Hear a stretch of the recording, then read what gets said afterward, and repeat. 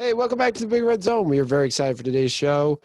New episodes, remember, come out every Wednesday. You can find us on YouTube, subscribe to the channel, hit the like button on this video as well as all our other videos. You can also find us on Spotify, Apple Podcasts, or anywhere you listen to your podcast.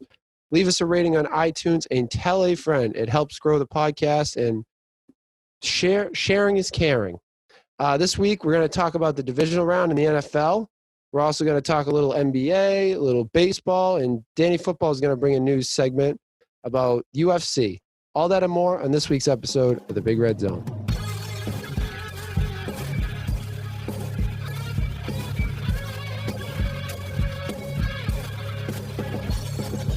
Welcome to the podcast. This is the Big Red Zone. I'm your host, Big Red. As always, I'm joined by Danny Football. Heyo. Producer John. Yo. And we had something special about this week, fellas. We have a birthday boy in the house. Who could Danny Football. 25 trips around the sun, baby. 25 trips around the goddamn sun. Quarter of a century. People could say you're a quarter away through life. Almost there. Your quarter life crisis. Every day is a blessing, Big Red, but yes. I would say I'm halfway through. I'm halfway through life. I'm probably closer to halfway. Probably closer to halfway. Jesus, why is it so dark? The way things are going, you know. I'm just talking about my diet. What I'm bound. I think I'm bound for like a heart attack by the age of 50. What are you gonna buy for your quarter life crisis? You know, like people buy like a convertible when they're 70 or whatever. You talking to me or him? Yeah, I'm talking to the birthday boy. I was looking at Jordan 1s, so. Ooh, that's a pretty good. That's a crisis. good buy. That's a good buy. What colorway? The Chicago's. Ooh, yeah, it's a classic. I like the pine green ones. Oh, dude, those are a close second. Mm. You know what I did for my quarter life crisis? What? Car? I started a podcast. Hey. I'm just kidding. It was way before then. All right, thanks for listening. Don't worry, John. You'll get there. Almost next year, next June. You're almost there. I'm excited to see what you guys have been planning for me. We have a lot. We have big plans. We're gonna get elephants coming. We're gonna get elephants. Shawn Michaels on the podcast. HBK. What? Yeah, you heard it here first, guys. You heard it here first. June 2022. Shawn Michaels will be on the pod. Be sick. What's that guy? What was that guy's name that you said that we had no idea in that draft? Danny Football. Samoa Joe. Samoa Joe. That would be a good. See, you make fun of it, but that'd be a good get. That would be an unbelievable get. Samoa Joe. I'd love to have him on the podcast. John, future John at Samoa Joe in the tweet. Yeah, I'll send a DM right now. Hey, send a DM as we're going. You're on commentary on Raw right now. Is he commentating on Raw? He has his phone, probably. He's got his phone on him. I think he's got a direct line to us. When he hears our notification, he has a special thing, noise, and he says, all right, I got to answer this right now. I don't care. Excuses. He should be listening to our messages every day, at any time. Doesn't matter if he's commentating Raw. I agree. Priorities. Happy birthday, Danny Football. Yeah. Thank you. Happy birthday, Danny Football. Thank you. You know what my birthday present for you is? Football? No. Oh. I'm going to let you intro our first segment. Oh, it's weekend recap. It's the weekend recap. So for weekend recap, we're going to start with the Ravens-Bills game. This was one of the first games on Saturday, and I'll tell you what, I'll say it right now. These games weren't that great, the divisional round. A really boring round of divisional games. A lot of letdowns, man. A lot of letdowns. Saturday more than Monday. Saturday's games were just bad. Like there was no parts that were enjoyable. But we'll talk about, obviously we're skipping the Packers-Rams game for obvious reasons. We're going to get into the Bills-Ravens. Bills came out on top 17-3. It was a defensive battle, to say the least. Dude, this is a team that's been getting hot lately, and Josh Allen's starting to look like the man around here, especially if Mahomes can't play next week. I mean, the Bills look dangerous. They took out this Ravens team with pretty much little to do around there. I mean, Lamar Jackson only put up 3 points, so If I'm the Bills, I'm feeling pretty good about myself. Part of that also was, when did Lamar get hurt? He got hurt in the second half, which kind of killed all hopes of the Ravens coming back, because that game was close. Like, that's right there. Like, the Ravens had chances to take over in that game, but it's a very good point with Mahomes' like future kind of, in the gray area. Like, if he's going to be able to play next week, I think he'll wink get cleared. Yeah, I have a feeling. I don't know. I don't know if the NFL is going to stop the Golden Boy from playing next week. Yeah, I'm not sure. I couldn't tell you. It depends on the severity of like his condition, but I'll tell you, Josh Allen playing great. The Diggs connection is strong. Stephon Diggs looks awesome. And the only negative I'd say to that offense is the running game. The running game's pretty bad. Yeah, Devin Singletary led with 25 yards, so nothing crazy going on there. And I mean, he had the same amount of carries as Josh Allen. So when your running back core is putting up 9 carries in a game and your quarterback has to throw it 37 times, like that's a tough sell.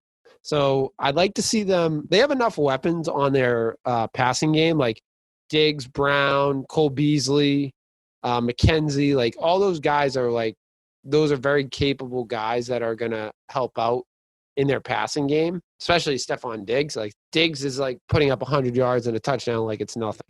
So I'd like to see try to get the running game going a little more, but this is a dangerous team, and especially if Mahomes won't go out. You saw, I mean, the backup we're going to get into it. The backup made a couple big plays, but is he going to be able to play a full game of football? I don't think Chad Henne, absolutely not. No way. Yeah. He did make a couple big plays at the end of that game. Which we'll get into. I'm not sold. I'm not sold on him at all. But I'm just saying, like, he made some big moment spot plays in that game. All I know is the Bills have been eating crap for a long time, and it's finally just, it's their time. The Bills are here. They hadn't won in a long time. Let them break a few tables. Let them smash some tables. Let them maim themselves a little bit. Party at the AFC Championship game. Maybe they catch a break with no Mahomes. Head to the Super Bowl, and hey, any given Sunday at that point, man. Any given Sunday. This is the perfect storm for the Bills to make the Super Bowl. Honestly, yeah. Like, it is the perfect storm. They got to beat a banged up Mahomes, because there was some more injuries. I forget in that game. Like, the Chiefs got banged up in that game against the Browns, the silent but violent Browns. But it's definitely like, I think they have a good chance to make the Super Bowl this year. And if the Bucs somehow find a way to the Super Bowl, it's going to be an interesting Bills-Bucs Super Bowl, the one that we all saw coming. Do you want to kick it to Chiefs or Bucs? Let's kick it to the Chiefs. How do you feel about your silent or violent guys going down, man? The magic ran out, fellas. The magic ran out. They kept me thinking we were in it to the very end. Look, this team has a lot of potential going forward. That Higgins touchdown could have changed everything, man. That could have been it. That's what I'm going to say. It is the rule. They missed the call too. Helmet to helmet all day long. Helmet to helmet all day long, and the ref's right there seeing it. Like he's right on top of it. You got to bang that call. That was attempted murder, man. You have to call that. Right. And why did he fumble the ball in the first place? Because he got his head smashed in. Like, that's the reason he fumbled the football. It just was it. That was a big call. That was a big no call. Yeah, that's a big momentum swing too. Now, if I go back and forth on that. Like, I understand what he's trying to do. He's trying to score a touchdown. They need to score a touchdown there. He's trying to extend, trying to hit the pylon. He was a little far back. In my opinion, you run out of bounds, like at the 2-yard line, like dive out of bounds at the 2-yard line. You live to see another. You got 4 downs. You got 2 timeouts, and I think you had like 40 seconds left. Like that, you're going to score something on there. You can't like risk a turnover. And that was the deciding play. Yeah, all the momentum was on the Browns side. It's just so ingrained in these guys, man. I mean, we saw Jimmy G tear his ACL fighting for a yard. It's not worth it. Des Bryant Des Bryant, the catch, no catch, extending for the goal line. These guys, they just, it's in their DNA to try to score, or get that extra yard. And it comes back to bite you sometimes, man. It comes back to bite you. Sometimes the smarter plays the way to go. But, I mean. Live to fight another down and just score. Like, they score there. They win. Like, it was brutal. But they didn't run the ball that much. Like, they did run the ball, but they didn't run it as much. Part of that was they were losing. I get it. But, like, when they ran it, it was pretty effectively. Nick Chubb got 69 yards. Kareem Hunt had 32 with a touchdown, which the touchdown was the one that was the last touchdown they scored. They needed to – I think they needed to do that more. I think they needed to run the ball more. But, I mean, hey, when you're down – 19-3 in the first half, you kind of got to start hucking the ball a little bit. And we talked about that. I mean, even if you're a little bit behind, you can still use your run game. I mean, you have Nick Chubb and Kareem Hunt, arguably two of the more breakaway running backs in the league. And that's kind of been the story with the Browns all season, is they seem to just have such a quick hook on the running game. Yeah. Like, no matter, I get it, you're down, you need to score, but again, you have a whole half of football to go. Right. You still use the run game. You don't have to completely abandon it. And like I said, all season it seemed like they just kind of got gun shy and they're like, all right, got to start throwing. It's like, you don't have to. This leads into also kind of Kevin Stefanski and his, like, some of the calls he made this year. He is probably going to win the Coach of the Year this year. Rightfully so. He took the Browns to the playoffs, right? With a playoff win. He got their first playoff win in who knows how long. And he's kind of setting them up. I think he's going to do very well there. But he makes really questionable calls. Like the challenge at the end of the game, you wasted a timeout. Like, that's brutal. You're losing and you're wasting timeouts. They had to burn another timeout because they weren't ready. I think it's, big spot, AFC Championship game on the line. I think it comes down to just not wanting to take anything home. Like, and that's a big thing we talk about with, like, Belichick and, other sports is, you don't want to take your timeouts home. But at the same time, man, you got to be smart. You got to kind of keep your head on. And I think he got a little caught up in the moment and wanted to save his team. I don't think he would be taking them home because he's going to be using them in less than 2 minutes. Right. Like they were able just to wait. Like, in that situation at the end of the game, granted they couldn't make a stop at the end of the game, but they have those extra timeouts in their pocket. They wasted 2 timeouts in less than a minute. And that's what I think happened to him. I think he got worried. He's like, all right, I got to start using these. And he didn't have to use them, but I think in his head he was doing the right thing. I think he was trying to give his guys a chance when they didn't really need to start using them. The challenge was a bad challenge. Like, that's right in front of your bench. You got to see that. Like, that's like, I mean, granted, it was a tough catch. It was very Edelman catch-esque. Not as cool, not as good of a catch as Edelman, but it was like more like a cross between the Tyree and Edelman catch, where he held it on his, like, hip, right, and fell, and, like, it didn't touch the ground. I couldn't believe it didn't touch the ground. But you're right there. You're seeing it in live time. I just don't see the point of.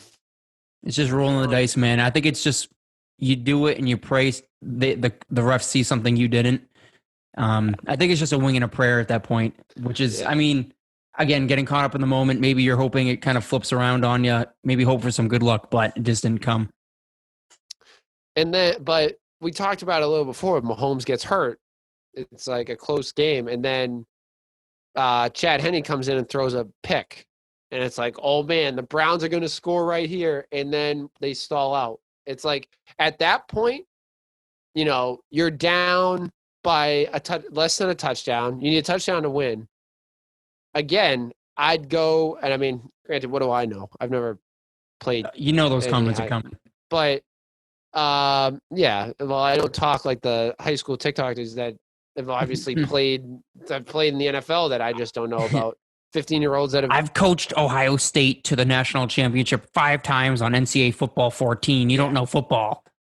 Well, I've won countless Madden championships. Oh, so there we go. At me. Get them. But when you're losing by less than a touchdown, at the end of the game, you're driving. Like, this is for all the marbles. Why don't you run the football more? Like, I think they tried a little bit, and it was working. They needed to pound the ball, I thought. And that would have taken some pressure off of Baker. It didn't matter who. Like, run with Chubb, go with Hunt, whoever. Just run with someone and take the pressure off. They need, this team is built for, like, they have 2 all-pro rushers, and they needed to use them. But Chad Henne came in, not a great first drive, but he did get the job done in that last drive. Twice. He got two first downs on the last drive. I'm not saying this guy, if Mahomes is out, they're in deep trouble, but he did help get the job done. I think the Bills defense is going to have this guy for lunch if he starts next week, man. They're going to absolutely beat up on this guy. But like I said, I think there's a bright future for the Browns. KC's obviously, we knew they were going to be. We've been saying since before the season started, this is going to be KC in the AFC Championship game. We'll have to see what happens. And the NFC game. Let's get into the NFC. Yeah, game. Let's get into the NFC game. Bucs Saints. This matchup is what I've been praying for years in a playoff matchup. Brady versus Brees. We finally got it, and all I have to say, it was a tough way to see. If this is Brees' last game, because it's rumored that he's retiring after this season, it was a tough way to see Brees go out, man. Like that was the gunslinger went down shooting, man. Jeez, did he ever go down shooting? It was like, I'll tell you what it was like. It was like in Rocky IV when Apollo fought Ivan Drago. It was just tough to see him go out like that. No one wanted to throw the damn towel. No one wanted to throw the towel. And it was now we just got to see. Now it's going to be Jameis Winston coming back as the heir to the throne. Got to beat the Bucs in the playoffs next year. Wow. Is that too early to make that prediction? Bold prediction. Or Taysom Hill, one of the two, whoever they go with. Either one, honestly, yeah. But like I said, it was a tough way to go out. Turnovers were the story of the game. Brees had 3 INTs. A couple of them weren't his fault, though. It was like off the hands, and then someone picked it off. And then the fumble, the one that was like a back crusher was the Jared Cook fumble. Like that. That was huge. You have a lead. You had a 7-point lead. You were driving. You had a chance to go up 14, and then you fumble at like the 50 short field position. Give the Bucs credit. They scored a touchdown on, I think, every turnover, right? I think they scored a touchdown on every turnover. Maybe not the last one. I don't want to. I knew they had say that definitively, but they definitely cashed in on some of them. I'm not sure about the last turnover, but I know for the first 3 turnovers that they had, the 2 picks by Brees and the fumble by Cook, they scored a touchdown on all 3 of those. And that's capitalizing. That's you have to do that, and well credit to the Bucs. The thing that I was most impressed on was the Bucs defense. They won them that game. Huge, man. They had a huge game. And we were talking about how we thought we could score on the Bucs defense, and they stood tall, and they got the win for Tampa Bay. One thing I'll say is respect to greatness. I think when Old man Tom got it done, man. And Drew Brees is one of the greatest quarterbacks to ever play. I think he doesn't get enough credit because he played in the same era as Tom. But look at the stat line. Like, he is statistically, you could say he's the 2nd greatest quarterback of all time. Statistically, you could say that. Statistically, but he has a Super only Bowl. 1 ring. He has to have a ring. It was a big ring, though. Like if you think about it, like at the time, with New Orleans, they just had the hurricane and he won it. It's like the Boston Strong World put him Series. Top 15. I don't know if I put him top 15. That's it. Yeah, I can't put him. I'm not going to say he's top 5. Who would you say is your top 5 quarterbacks? This is kind of an on the spot.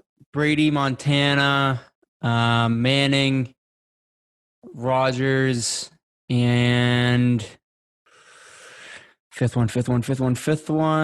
I'll go Favre. I like those guys, but I mean, granted, I think Rodgers is very talented, but what's Rodgers done that's different from Brees? He's won one Super Bowl, hasn't come close since. You can make the same argument, so they're in the same boat. Right, that's what I'm saying. But how is Rodgers fourth best of all time and Brees is 15? I'm not saying he's 15. He's somewhere in the top 15. When I said top 15 is too low, you said, oh, I'm not putting him that high. So where would he be? Top 10? 11, 12? You said top 15, so 11, 12, 13, 14, 15? Answers, Danny Football. The people want answers. He'd probably be in the top 10. The guy has the most passing yards of all time. How can he? I don't think of greatness when I think of Drew Brees. That's the problem. Like, he puts up yards and stuff, but he doesn't win big games. I mean, I think he's the same as Aaron. I think he's pretty close to Aaron Rodgers. I think Aaron Rodgers is more talented throwing. I think we say, Aaron Rodgers is one of the best throwers to play the game. But Aaron Rodgers is similar. He hasn't won any big game recently. He won one Super Bowl, but he always finds a way to lose, and he hasn't made it to another Super Bowl. So I just don't see I don't think those guys are too far off. And I think of Drew Brees. I think of greatness. I know obviously Brady's the best. I would say I think I'm with you on Montana. After that, it's a toss up. I think Brees is in the conversation. I think not in no particular order. Brees is in the conversation. I think Manning's probably. I put Manning probably third. I would say that, but Drew Brees is 9-9 in the playoffs. What's Aaron Rodgers? Aaron Rodgers is 11-8. All right, so he has a winning record. I mean, the more recent Super Bowl win. I think that now this may change now that I think Aaron Rodgers is going to win the Super Bowl this year. He's going to have 2 rings, so obviously that puts him a step higher and brings him solidifies that. But I don't think if you look at their resumes, the playoff record. I think also Drew Brees has been screwed royally in some playoff matches. The non-call PI, that's a game changer. They always find a way to get screwed or blow it in a playoff game. So I don't know. I don't think it's crazy to say Drew Brees is I'm not saying it's a bad take. I just in my mind when you say Drew Brees, I don't think of a top upper echelon quarterback. I think he has to be top 10 without a doubt. Where in the top 10? I'm not saying he's the best of all time. I think Brady, Montana, Manning. And then from there, you can make the argument for a lot of guys. You can argue Marino. Marino's underrated, too. I think if Marino played in this time period, he would have been Marino never won a Super Bowl. I think he's overrated. But he was one of the best passers of all time. He could throw the football and he would get killed. If you couldn't touch Marino, then he would have been throwing 500 yards. Steve Young is another name. Troy Aikman, Elway, Bradshaw, McNabb, Jim Kelly. I don't think you're too far off with. Start throwing these names around. The list fills up, man. The list fills up. Right. I think there's an argument to be made, but I think you should say that I think he's definitely a top 10 without a doubt. I'm not gonna say that with a bullet. You can argue where in that, but I don't think you're too far off to say Aaron Rodgers is in there. Definitely Brett Favre. I love Brett Favre. Favre. And, Brett Favre. He also did. Brett Favre also gets a lot of points for doing something about Mary too. That has to be added to his draft, resume. His resume. That's interesting. I didn't know that you were a Drew Brees hater. You're a hater. Yeah, I'll jump on the Drew Brees hate train. Why not? I'll kick him while he's down. The guy just had one. He's has the most passing yards of all time, which I would argue that I think Brady, if he didn't get hurt that one year, he would be closer in that regard. I mean, he missed a whole season of passing yards and touchdowns. So, but again, Drew Brees got hurt too. He's missed. Maybe it's because Aaron Rodgers just gets all the highlights on SportsCenter. So maybe that. I'm backing up Danny football. Drew Brees is lame. Oof. Drew Brees is arguably the lamest quarterback ever. Well, that's true. That's false. He's boring. You're telling me Drew Brees isn't boring? He did lift a whole city out of a tragedy that was. Yeah, but he did it in a boring way. Yeah, winning a Super Bowl for the city of. This is gonna get a lot of people pissed off, so I'm good with it. I'm good with. Watch this. You guys want to hear my Drew Brees impression? Oh God! Here comes a yawn. Yeah, I know, producer John. We're gonna get a lot of Drew Brees fans who are like, "Fuck you guys." I'm like, "All right, fuck you too, buddy." I'm surprised by the hate. Like I don't hate him. I just don't think he's that definitely great. Hate him. I don't. He was my fantasy quarterback, bro. That's why my team name was Save the Breeze, bro. Now we're getting to the bottom of it. He is mad at Drew Brees for costing him a championship. That is why I wasn't even close to a championship in that league. That is why he's putting all the blame on different people that were on that team. Wasn't even close. I'll show you. I wasn't even close to a championship. Not even close. My team was so bad. I never had a chance at winning. Hey, that's why I don't like. I finished 4-9. Who is a guy I do not like him because of fantasy football. I forget who it was. I think it might have been Aaron Rodgers. I think that's what the Aaron Rodgers hate stems from. I don't like Eli or Peyton. Well, that's just because, Yeah, right. I'm not a big Eli guy. Peyton, I understand. Like Peyton, I respect. I think he's one of the best. Oh yeah, Eli's more boring. Eli is more boring than Drew Brees, but like Peyton's not in the same category as them. I definitely respect Peyton. Yeah, Peyton's definitely a top. You really want to get the people going? I don't think Eli Manning is a Hall of Famer. Oh, Eli. We already went over this. I'll double down. I argued that he should be a Hall of Famer, but I don't think we should go down that rabbit hole. That's for all the Twitter warriors out there. Yeah, I think he should be a Hall of Famer, and I'm not a big fan of his, but I think he deserves it. That's a whole other that's a huge debate. We've done a couple of segments on that. All right, we can recap in the bag. Nice. Do you want to, Danny Football, another birthday surprise? You can set up our next segment. Here come the picks of the week. Picks of the week.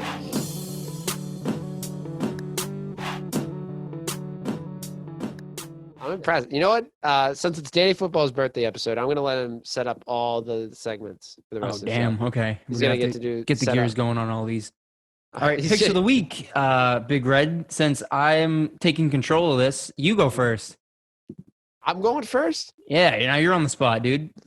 Not the first time I think I've gone first, but I'm going with if it didn't work once, I'm hoping it will work again. Might as well do it. I'm going Packers over the Bucks. Oof. After watching that game, I don't think either of those teams, whether the Saints won or not, could beat the Packers. I think it's their destiny to make it to the Super Bowl. Aaron Rodgers, or should I say MVP Rodgers, is playing out of his mind. He has that Jordan Love-sized chip on his shoulder. He has. He does. Like I've never been more mad about not putting money down on a sports bet in my life than what I didn't do there. But the offense is just stacked. By the way, did you see that clip of Aaron Rodgers like laughing at the safety before he snapped the ball? Not. He's like, "Oh yes, I did. Yes, I did." That's how confident this team is. I think they also have a little chip because of the beatdown that the Bucks gave them earlier in the season. Good point. I didn't even think of that. So I'm leaning heavy on the Packers. Aaron Jones had a nice day, bounce back game, and I mean all the wide receivers did a good job. And that man, Ron is going to lead them to the Super Bowl. Big Red's going with the green and yellow. I'm going to go with Bills over Chiefs. Like it. I'm going to rely heavily on hoping that Mahomes doesn't get cleared, but even if he does, I think this Bills defense can contain him. So I'm going to circle the wagons. The AFC East will once again be in the Super Bowl. It'll be the Bills, not the Patriots. But I think White Lightning can do this, man. It's kind of his year. It seems like it's destiny for White Lightning. So Josh Allen and the money, let's go. Especially without a full week of practice from Mahomes, like being banged up. I think even if he does play, I like that pick. I kind of would like to see the Bills make the Super Bowl.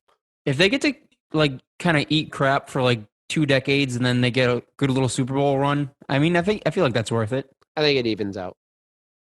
I love it.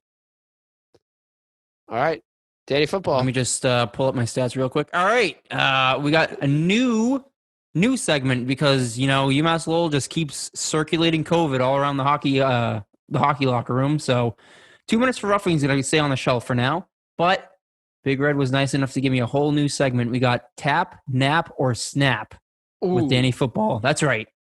Say it one more time. Tap, Nap, or Snap. I don't think we're going to have music for this, but hit some music, Producer John. Dun, dun, dun, dun. I'll do the music. The John Cena theme song. Nice. Sorry, that's the only music I know. All right, Big Red, as you know, Methuen Zone, Calvin Kattar fought number one ranked Max Holloway this past Saturday, and dude, the mask guy got worked, man. It was not good. I'm gonna throw some stats at you real quick, Big Red. I know you didn't watch the fight, but just let this sink in. Max blessed Holloway through 746 strikes and landed 447 of them. So this man hit Calvin Kattar 447 times over the course of 25 minutes. I hope he had some Tylenol. He was, not worse for wear. He didn't look great. His nose was definitely broken. But, Big Red, what? Like all Massachusetts men do, he never quit. He took his beating. He snapped it back into place. Sit back down on the stool. Let me snap this thing back into place. Had Mick cut him and got right back in the ring. Oh, that's Philly. I'm sorry. That's wrong one. Fired back 134 strikes himself. He had some exchanges. He stayed in the fight, but Calvin Kattar falls to Max Holloway in a unanimous decision after 5 rounds. Not a great showing for Calvin Kattar. He'll be back, though. Max Holloway's just on another level. But yeah, Massachusetts man steps in there, put on for his city, man. I got to give him credit. Didn't quit. He looked pretty bad, but he didn't quit. You set it up like Calvin Kattar was going to – I think all the people thought he was going to win. Well, if they had watched, they would have known. Yeah. I gave you guys plenty of time last time. That's true. Oh, the host got his free minutes. There we go. I love Cal. I like this guy. I want to get him on the show. Calvin Kattar, if you want to come on the show, come on down, dude. Big fans. He'll be back. Don't worry about it. He'll be back. Now, what's this other fight that you wanted to talk about? Is this guy? I don't recognize his name. Yeah, for all the new UFC fans, all you casuals, this Saturday we got UFC 257 Poirier versus McGregor 2.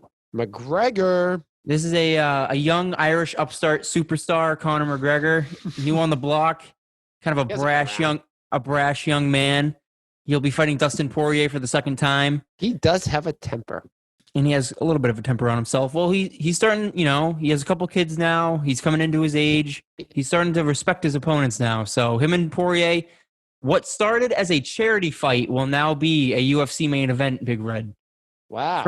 They were originally going to do this off the books, an exhibition purely for charity, but now this will be main eventing the first pay-per-view of the UFC calendar for 2021.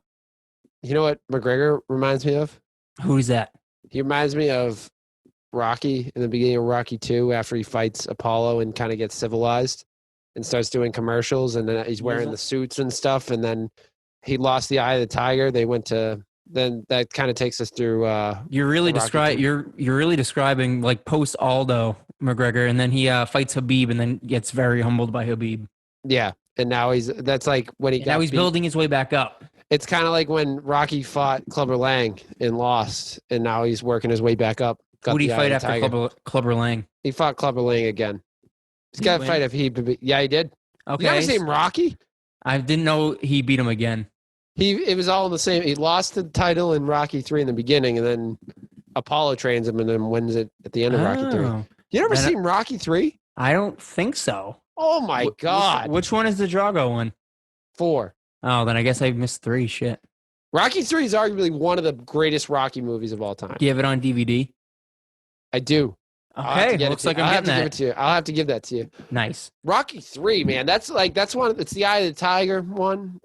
Dun, dun, dun, dun. You know what I'm talking Is that about? the beach one? The beach one. All right, then I've probably seen it. I'm just, the CTE sets in every now and then. The CTE sets in every now and then. So yeah, McGregor and Poirier 2 this weekend, guys. If you have money to burn, shell it out. ESPN Plus. Well, did you say that Calvin Kattar one was not to go back? That was on ABC. That was on ABC. The first UFC card on ABC. We're making The headway. rich history of ABC. Muhammad Ali's fought on ABC. Mike Tyson fought on ABC. Sugar Ray Leonard. All those guys. And my Now third zone. add Calvin Kattar to that list. I love it. Yeah, I'm. Daddy football is getting me a little bit into the NFC. He's getting me into the UFC. I'm getting interested. There are some especially- players, dude. There are some players. I'm just going to continue to make Rocky references throughout the rest. The of next the time show. Rob Font fights, I'll tell you, he's another mask guy. You know who's I think he fights in the UFC. Is that guy? I mean, if you should follow Dude, you us should on know. Twitter. You should know Joe Lozon, dude. He's from Bridgewater. Really? Yeah. I didn't know that. I was Joe going to say Lozon, dude. Barrett. One of the Barrett's sons fights. In the UFC. Yeah. Hold on. Let me find his name. Barrett UFC. You know the Barrett's place? He's a bartender at the West Bridgewater Barrett's, which we all know how John feels about the West Bridgewater Barrett. Yeah, the West Bridgewater one is definitely the more sophisticated of the two. As seen on Twitter. Follow us at Big Red Zone on Twitter. Twitter saw it first. Peter Barrett. His name is Slippery Pete. He's a bartender.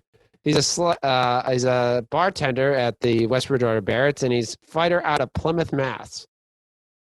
Featherweight. He had a couple big fights too. Let me pull up his thing. I think he was part of some contest to get on a UFC card, and then he was on like a card.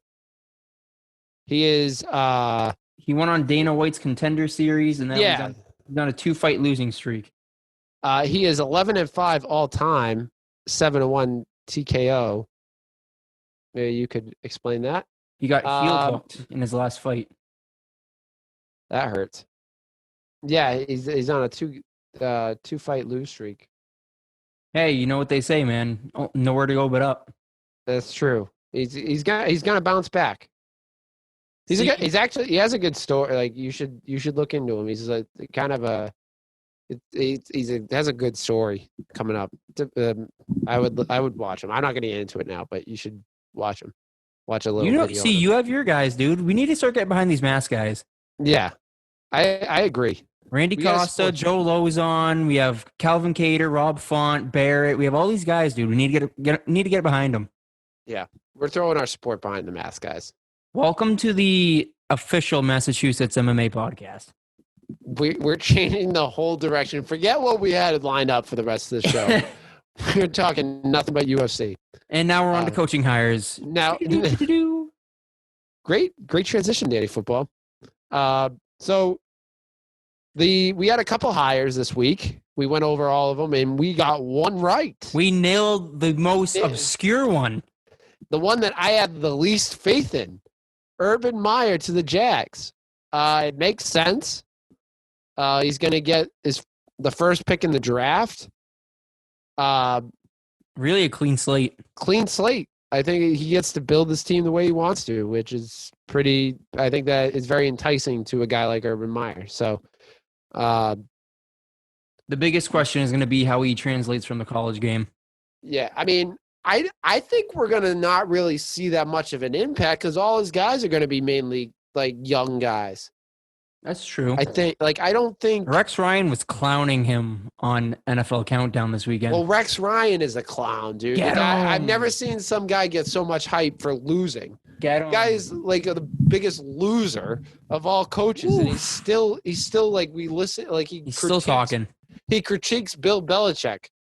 Guy made him retire. Talk about making some guy retire. Bill Belichick made Rex Ryan get out of the league. Not even like he was still probably young enough to coach. Made him not be able to get a job. Baptized him, man. Yeah.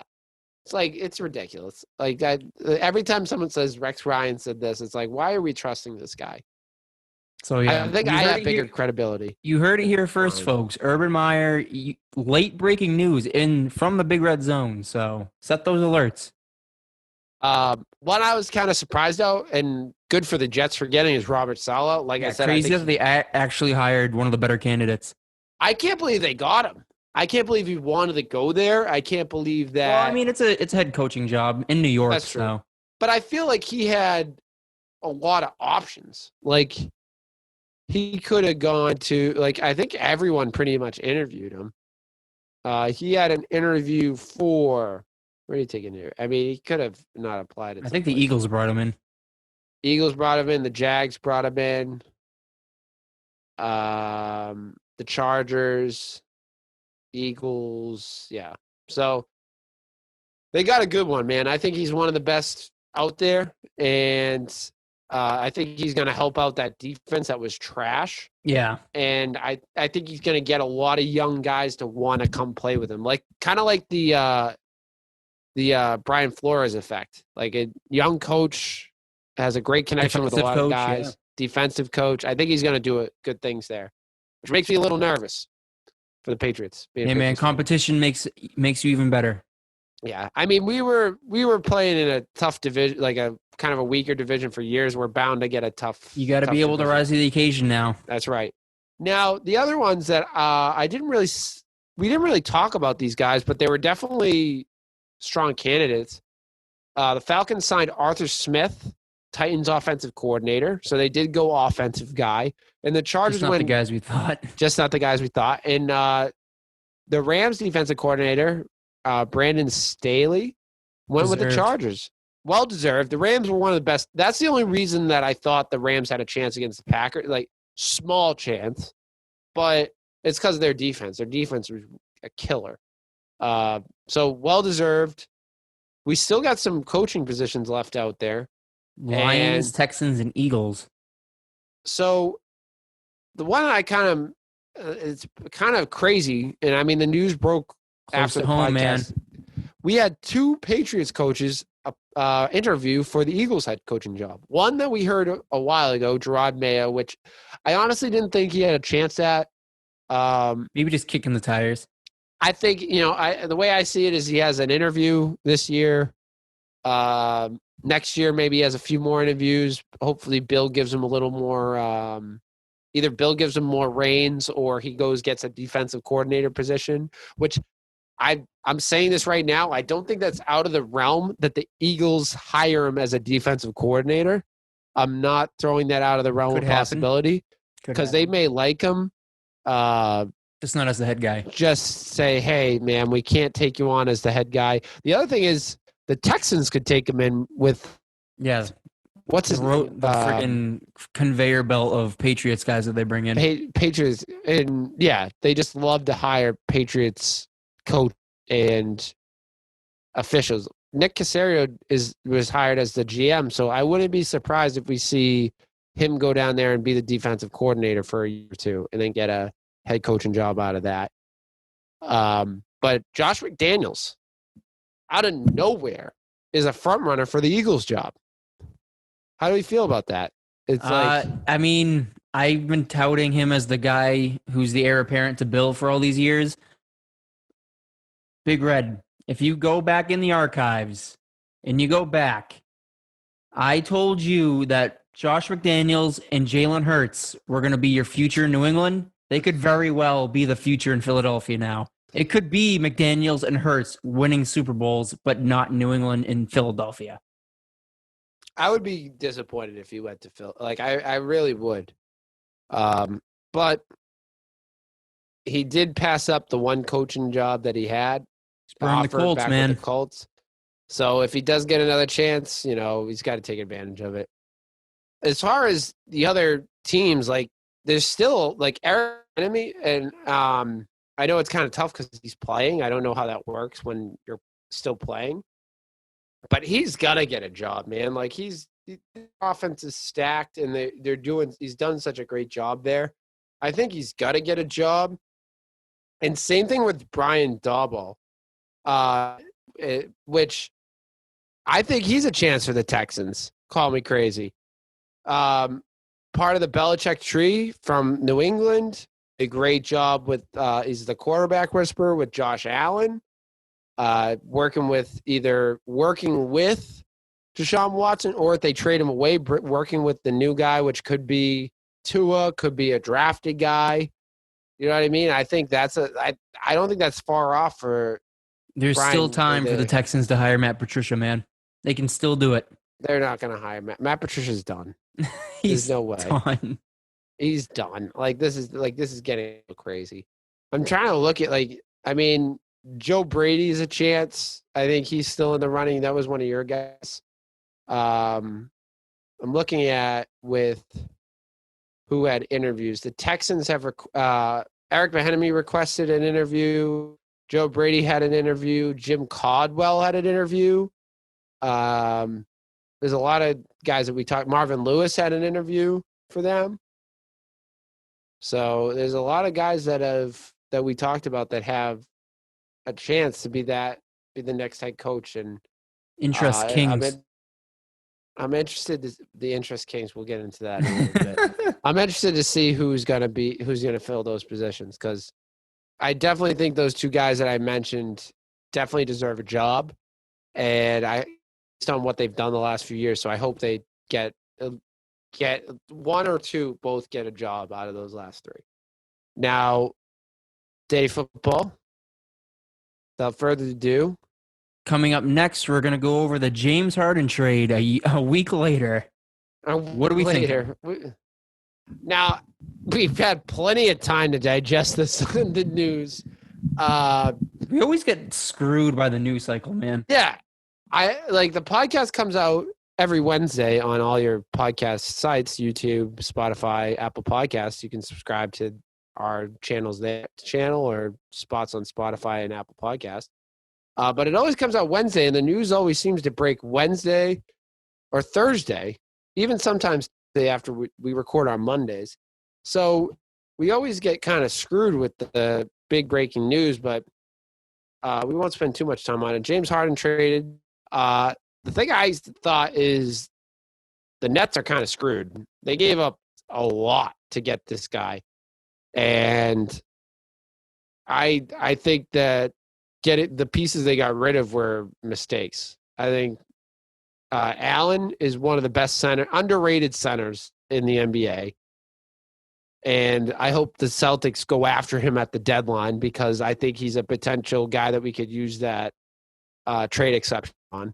I've been seeing Aaron Gordon's name get tossed around, but I've been seeing his name too. I would be fine with that as well. Yeah, but staying on the Harden trade, man, I mean, the Nets do it again. They mortgage their future to try and win now. And is the three-headed monster of Kyrie, Harden, and KD your best chance at winning a title? Yes.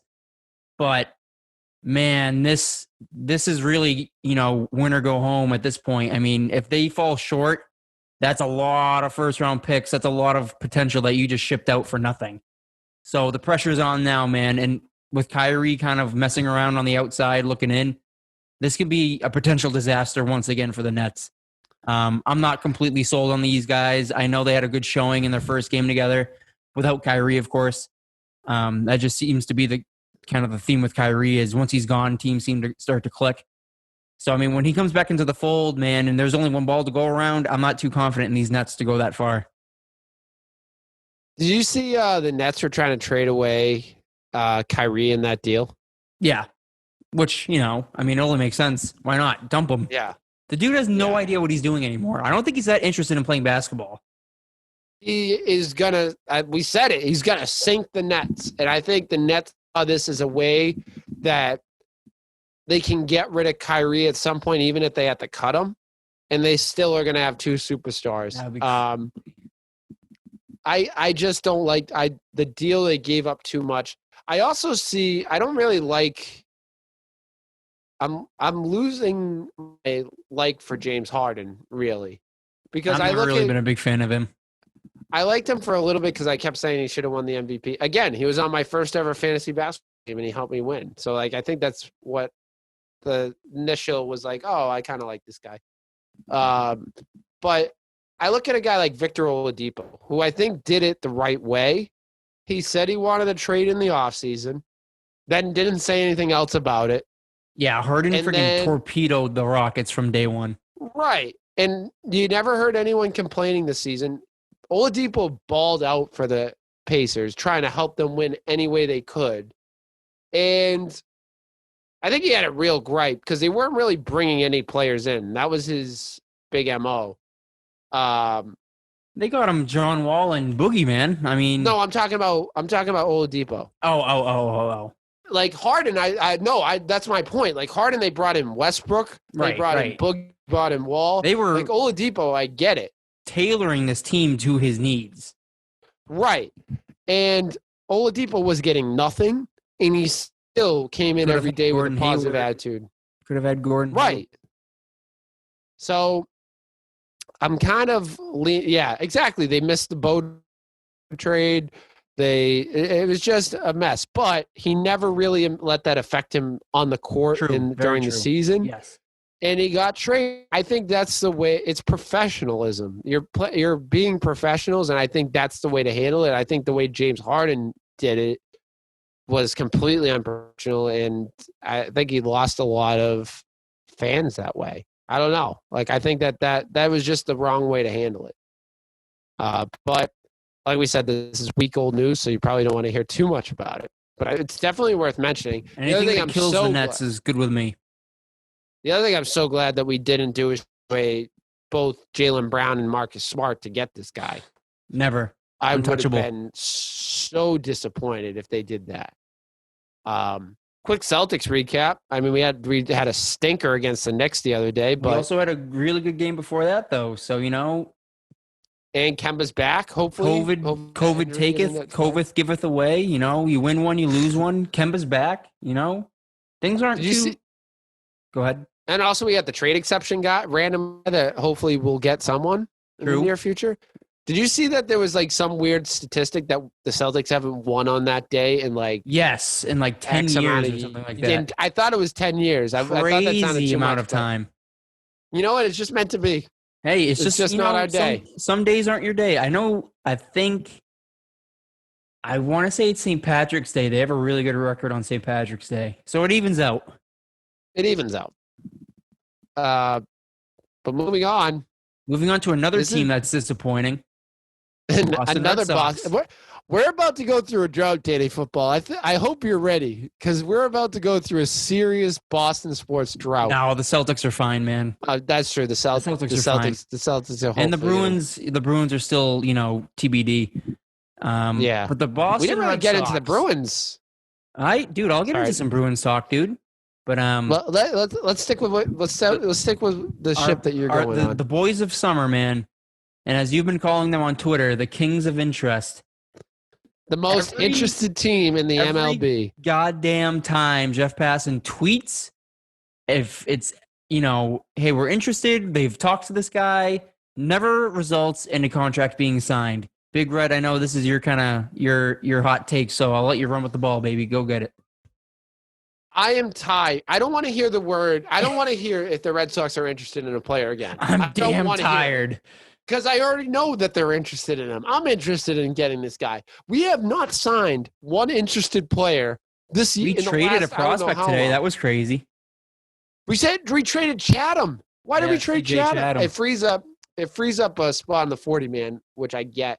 To our old pals, Dave Dombrowski over in the Phillies. You're welcome, Dave. But we're the most interested team in baseball. We brought back DJ LeMahieu. Does that count? I like Perez. I like him as the fifth starter. Not when you have Kluber as a possible guy to come in. He lives in Boston. How do we mess this up?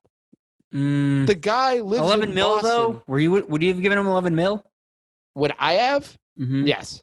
I would have given. It's a 1-year deal. Low stakes. What happens if it doesn't work? We blow 11 million. But I mean, it's easy for me to say. It's not my money.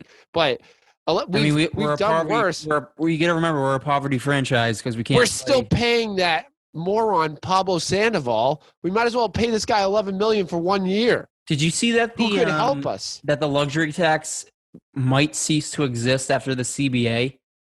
So if we had just eaten it with bets for one more season, we might not have to have paid the luxury tax for another year. Do you think that's really going to happen, or do you? I don't foresee. I just saw that it's a possibility. It's a possibility. So I don't foresee that happening. On paper, we could have possibly been able to just eat it for one more season. That's true, and if it happens, that just leads into my even more to the Red Sox are cursed. The Mookie Betts curse is real. But I don't foresee that happening because that takes away, like, that gives so much advantage to higher payroll teams. Like that at least comes down to the CBA, man. All comes down to I don't think that will happen. I really don't. If it does, then we're a poverty franchise anyway, so that's gonna screw us. I can't believe we didn't. I really can't. That one I thought was locked. We've been talking about Kluber. We've been interested in Kluber since the beginning of last spring. And then DJ LeMay. Oh yeah, well, he got a huge deal.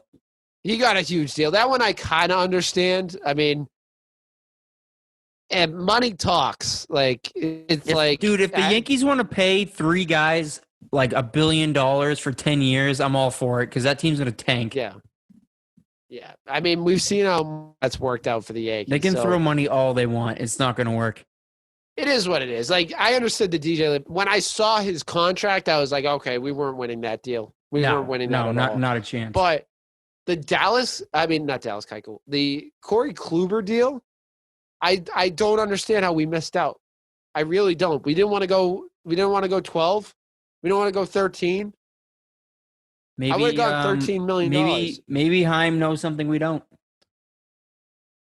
I hope so. I'm not ready to pull the plug. It's big brain moves. I think he's just got to realize he's not in Tampa and he has a few more dollars in his pocket to spend. It's ridiculous. We're the most interested team in baseball. This one's not as big, but our boy, who I've been praying for this to happen. I've been praying for a return ever since we traded him in his next free agency. John Lester just signed with the Nationals. Breaking news. Probably not breaking news because it's coming out in 2 days, but he just signed with the Nationals. I'm ticked off because I wanted the John Lester reunion for his retirement. And we don't have starters. Who's going to start for us? Tanner Houck, I love. To the rescue. Sorry about that. I was so upset and irate that we broke the Zoom. We're back. Heim Bloom turned off Zoom on him. Yeah, this is not good. Heim, if you're that concerned about what I said, you should probably get out of this business. He's like, this dude is tanking our PR right now. Shut him down. It's absolutely ridiculous. On your Tanner Houck thing, Danny Football, I absolutely think he should be in the big league club. I just love to see him be like a bullpen arm. I think he would be an unbelievable bullpen arm for us, and like a closed door closer, or kind of he reminds me a lot of Andrew Miller when he came up to the minor leagues and was gassed out of the pen and just, I think that's where I'd like to see him. But if he starts and gets 5-6 innings out of it and feels, I'm totally fine with that too. But we need other starters. A guy I'd like to see a reunion with now that the cap's reset is RP. He's out there just waiting to sign with the Red Sox. He's just saying, please sign me. And he's the one thing I like about him is start every 5th day. We don't have that. I'd like to show some interest in him. I don't want to hear that term again. I don't want to hear. You're going to have to go into your Twitter and make that one of your muted words, man. Yeah, if I could censor one word on Twitter or a couple, like a phrase on Twitter, is the Red Sox are interested. in. Jeez. You can do that. I can do that? Yeah, you can do I that. didn't mean that. I didn't mean that jokingly. You actually can do it. Oh, I think I didn't know that was a real thing. Here, I'll go through mine. I think Danny Football's our tech guy. I think I muted. Yeah. What did I mute? I think I muted Paulie Malignaggi during the whole Conor McGregor thing because I didn't want to see his bullshit anymore. Muted words. Well, oh no. Muted accounts. Well, if we can mute, the Red Sox are interested. Well, because that probably gives us our content too. You don't want to do that. That's all right. Well, anyways, point being, we need to start signing some for. We're going to be just in the same spot we were last year. I understood what we were doing last year. I understood that we were trying to get under the luxury tax. We were trying to reset it, and I bit my tongue long enough, Danny Football. Now we are under the luxury tax. They're listening, and they're going to get us all the players by next week. I promise you. I don't believe that's going to happen. I'm trying to. Give me someone. Trying to keep my man happy. But we're going to table that. Give me something. We're going to table that, bottle it for next week when we don't sign anyone. People's topic. Close this out. It's the people's topic, baby! People's topic.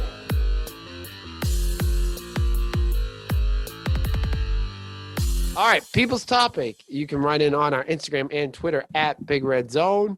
Also, remember to subscribe to the YouTube channel. Quest for 100 subscribers, people. Help us get there. Help subscribe to the channel. Hit the like button on this video as well as all our other videos. Leave us a review on Apple Podcasts and tell a friend. Helps grow the brand. So without further ado, producer John, segment, take it away. First one on Twitter from @Justin_Lavoy5.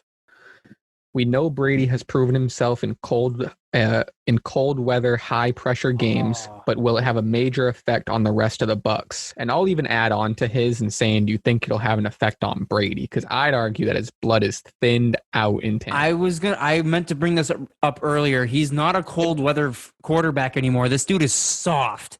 So I think the frozen tundra is going to mess with him. Yes. I think he's going to be wearing the scuba suit. He's definitely going to be wearing the scuba suit for this game. A lot of guys, I think, is going to have an effect on. Not to mention just the magnitude of the game. Like a lot of these guys haven't played in this big of a game. True. Looking at like the stud players like Mike Evans and Chris Godwin. And they're a Florida team too, so they're not going to be used to it. All the other guys aren't going to be used to it, so it's going to be experience and weather on the side of the Packers.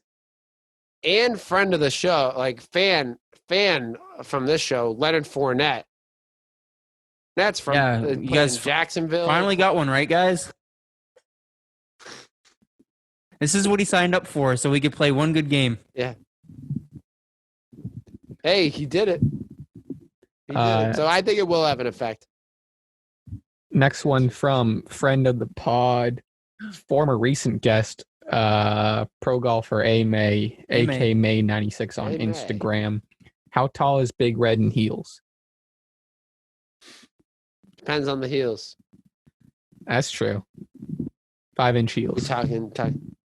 I mean, he also blew Jared's mind when he told him his actual height. Yeah, it was one of my favorite pod moments. I'm cranking over 7 feet. If it's I'm in 5-inch heels. At Dennis Bagels on Instagram. I'm taller than Taco. How tall is Taco? Taller than Taco. 7'1", 7'2". Wow. Right? I don't know. Not my height in 5-inch heels. Hold on. Taco Fall is not a whole lot of Taco Fall. 7'5". Wow, Jesus. But never mind. I'm not taller than Taco Fall in heel 5-inch heels. Never mind. Wow. Forget what I said. What soup from @Dennis Bagels on Instagram? Real quick, shout out to Taco Fall for sending Russell Westbrook's ass packing on that dunk attempt. The 3-pointer was crazy too. Oh my God. Yeah, you're right, producer John. He needed a little bit of love and he got it. We need to get a taco segment. Tacos, Taco Jackie. time. Tacos for all these people. Taco time. That's a classic semi-pro reference right there. I love semi-pro. It's All right. corn dog. Producer Corn dogs, John. Jackie. Oh my god. Back on track. At Dennis Bagels Sorry. on Instagram. What Super Bowl matchup do you think Bagels. has the best storyline? Bills Bucks. Because the Bills have been out of it for so long, and they're running into, once again, Tom Brady in their way. Yeah, that would probably have the best storyline. The other one I would say is, I mean, you could make a good storyline. As you said, the Chiefs Bucks. It's like the future GOAT versus it is the passing of the torch. the Yeah. old GOAT. If you did the Packers, like, Packers, Bills, both, like, the Bills haven't, obviously the Bills storyline is good enough. Like, it's the team that's been in the cellar for the last, like, 2 or 3 decades. And then you have Aaron Rodgers, who's, like we said, is considered one of the greatest quarterbacks, but always finds he can't just seem to make it. Also, he was basically told you have like a year left when they just drafted Jordan Love, and he just put up a clinic this year. But there's a lot of storylines you could go. I kind of like I think that the Packers are going to make the Super Bowl, but I kind of like I think that would sell a lot of. What? I froze when you answered views. it. What'd you say? What was your answer? The whole thing? No. Just that last bit. Frozen Like again. the passing of the torch game. Oh, Bucks okay, Packers got it. is no Bucks Chiefs. Got it. That's what I missed. From friend of the pod, technically, but he's kind of a argumentative friend of the pod. Andy.Terrio3. Oh, Danny Football's gone into some heated debates with Andy. I'm ready. See what he says. The biggest remaining need for the Celtics, in my opinion, is a stretch 4. Who is the likeliest guy they can get? Mm. We kind of hinted at this earlier. I mean, I would say I think Danny Football's not too far off with the Gordon take. I'd argue that, a couple guys, not stretch 4s, but I think I mentioned Jared Allen's. I think a very Allen would be a good plausible one. guy. What's a guy that I'm going to throw up a little bit saying this? Team is Kevin Love. Ooh. I think Kevin Love would fit in pretty well, and I think you could use that. I don't know what his actual contract is, but he'd add like a kind of a Al Horford type, Right, he's a veteran. He is a stretch 4. He'll rebound. He's been there before. I think he fits the mold for what we need. I think that would be a good guy. I like could that. see. Yeah. I was gonna say Aaron Gordon. He's young, and it seems like the Magic are starting to kind of sour on him. But yeah, that trade. I mean, the trade exemption's there. You got to use it. Yeah. Can't let it go to waste. No. Last one from the guy, Joseph_Celia. Staying with the Celtics. Staying with the Celtics. If the C's trade for Beal with the trade exception, would you rank them ahead of the Nets? I did not know that Beal was a possibility. I don't think he is, but I want to live in his reality. I want to be with Joseph Celia, whatever boats he's on.